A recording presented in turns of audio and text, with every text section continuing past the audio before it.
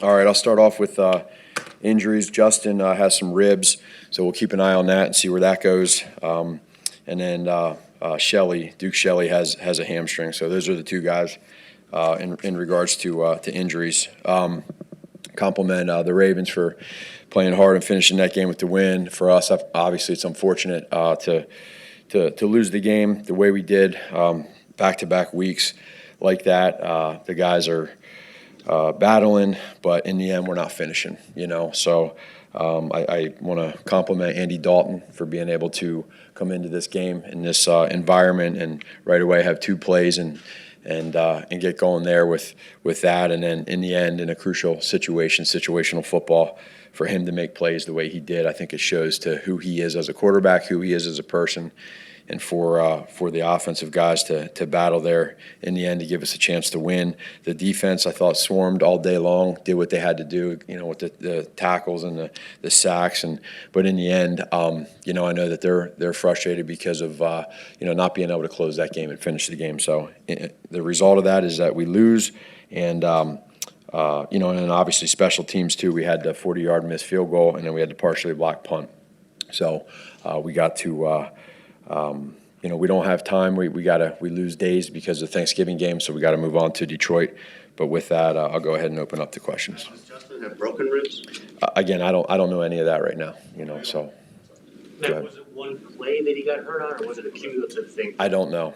I have no idea. I'll have to find out. We'll start getting into some of that here later on. I know you don't have an update on Justin's health, but if he is healthy on Thursday and able to play, is he your starter?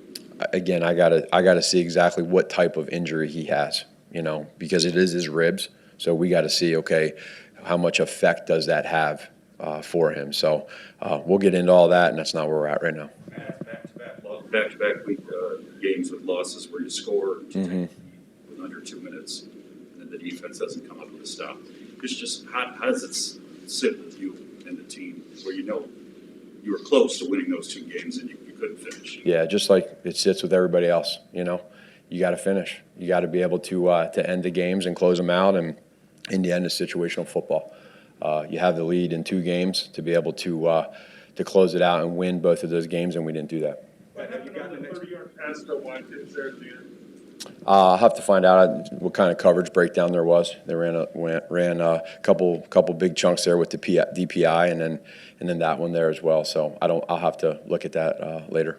And how dispiriting is that to have a play with busted coverage in the situation that you're in? Yeah, can't have it. Can't do it. Can you go through the usage of your 3 timeouts in the second half? Mm-hmm. You have to go through which scenarios. The first one, it looked like maybe there was a headset issue. Yeah, there was a headset issue on that.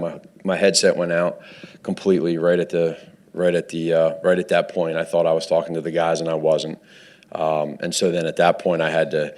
You don't have a play. You don't know what you're going to. So Tabor's down there with me as a special teams coordinator. So I was essentially playing the field position to punt the ball. But then once I was able to be able to get it back and know what we wanted to do, we got aggressive there and went for it. And then the second one was 4th and 6.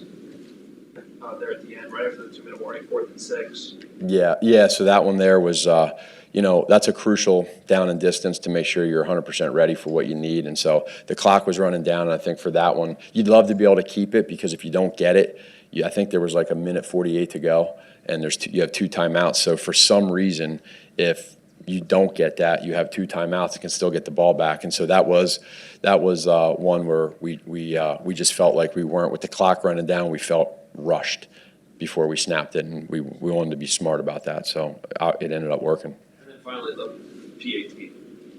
Yeah, so that one there, again, we're at a point where you have the celebrations, you have guys coming back and forth, and then also knowing that you're up, those 4 points where we were. You want to be able to make sure you have everything you need personnel-wise and going for it, et cetera. There was also the penalty, so do you move it half the distance, make it from the 1, do you use it on kickoff? So there was a lot of stuff going on at that point, but that's why we used it, to be able to make it a 6-point game. What was the thought process on going forward on the 4th and 1 at midfield there, with or without the headset going out? Yeah, well, we felt like that's the play we had all week long. That's not a new play or anything we made up. That's the play that we had, and if you get it, it looks good, and if you don't get it, it looks bad. Did the headset going out affect your decision? I'm trying to figure out what you're thinking. No, I was communicating on, you're talking through that scenario. You know, the play before that's 3rd and 1, we took a shot. And, so we just missed it. Mooney caught it but couldn't get the feet in bounds. And so now as you're communicating and going through it, you're talking through decisions. Tabor's down there on the special teams, and I'm on the headset with Bill, and we're all talking through. You do need to think about field position right there, right, because of how your defense is playing. But you also have the ability of knowing, do you feel good about your 4th and 1 play? So there's that balance. And so then all of a sudden in the middle of that, as you're talking, I think I'm talking and my headset's out. And so that's when in order to not make it 4th and 6 and just play the balance, you punt it.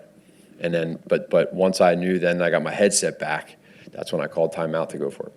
On the final PAT, why would you ever send the kicking unit even out for that? Well, again, that's part of the process of, do you go up 5 and do you go up 6, and that's the communication part on us. So going into the 3rd and 1, when you take the shot down the field, when you make the play call to take the shot, you're assuming that we're in 4-down territory right now. You just weren't able to communicate that.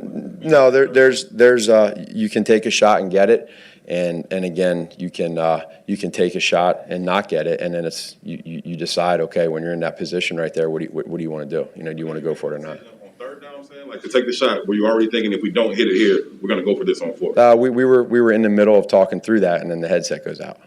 Matt, is there any thought that regardless of how badly or not badly Justin is hurt, that maybe he had his run, maybe it's time to let him chill on the bench and make Dalton the starter? Again, I'm not getting into any of that. Justin's played his tail off, and he's played really well. So all the stuff about Justin's done everything that we've asked him to do to be able to grow as a quarterback. He got hurt.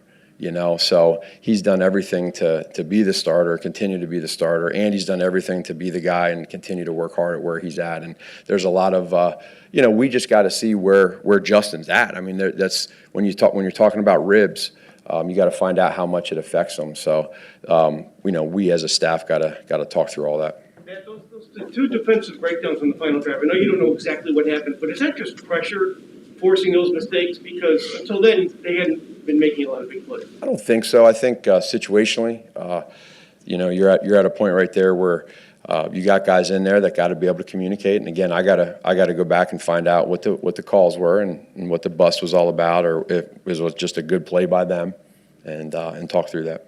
And the first half, Justin didn't really resemble the guy who played in the second half against Pittsburgh. Did you try and make changes? Was it a different game plan situation, or you just didn't get in the rhythm fast enough? No, they're a good defense, and they're going to present different things to us. And so I think we had 17 plays before the 2-minute warning. So we had 4 total drives in 2 minutes. So 17 plays, it's hard to get into a rhythm. And I think it starts with that first drive. We got down there and we ended up missing that field goal. But you have to check me on that. But I'm pretty sure just rhythm-wise, we weren't getting into that.